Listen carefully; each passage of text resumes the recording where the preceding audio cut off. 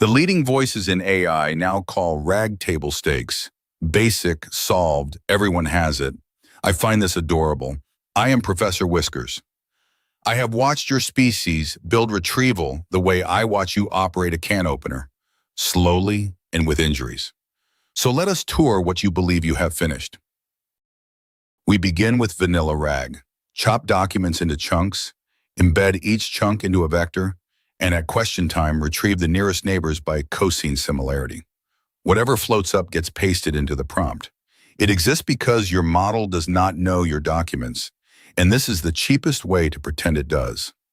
Most organizations embed everything once, never touch it again, and call it done. But vectors have a blind spot, ask for an exact part number, and semantic similarity shrugs. So we add hybrid search, keep the vectors, but add BM25, a keyword algorithm built on term frequency, then blend the two ranked lists into one. It exists because exact words matter, and vectors alone keep missing them. In practice, teams pick the blending weights by vibes, never revisit them, and wonder why the results feel haunted. Now your top 10 is better. It is also full of near misses wearing confidence.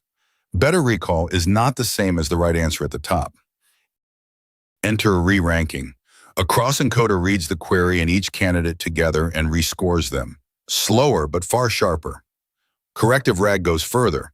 It grades the retrieved documents, tosses the junk, and re-retrieves when confidence is low. It exists because hybrid recall still serves up plausible garbage. Teams skip the re-ranker to save 200 milliseconds, then act surprised when the garbage gets quoted. Now your top result is relevant. But relevance lives per chunk, and some questions need chunks that connect. Which brings us to graph RAG.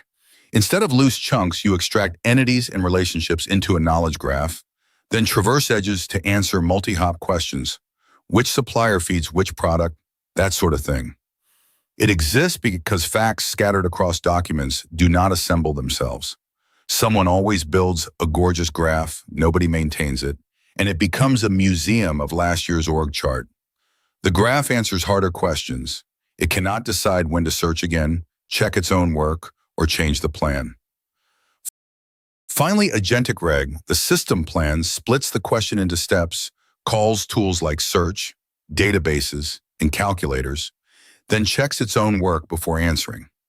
It exists because a graph can store knowledge, but cannot reason about how to use it. In practice, organizations hand an agent 11 tools and no guardrails, then schedule a meeting about the incident. Genuinely impressive when it works. And yet none of this machinery asks the obvious question. What is it actually retrieving from? Meanwhile, in reality, scanned PDFs photographed at an angle, a SharePoint graveyard with 9 copies of the same policy, and chunking that slices tables in half. Your beautiful agent is reasoning over confetti. I have seen litter boxes with better information architecture. The process is worse. There is no evaluation pipeline. Nobody measures retrieval accuracy, so nobody notices when retrieval is wrong. The system hallucinates in production, then attaches confident citations to documents that say no such thing. The demo was glorious. The demo dies on real data, usually in week 2, in front of leadership. Table stakes means the minimum required to sit at the table, and yet most of the table cannot actually play. They are holding confetti, calling it a hand, and nodding along at the architecture diagrams. This has been Professor Whiskers. Class dismissed. I shall be in the sunbeam, pretending not to hear your applause.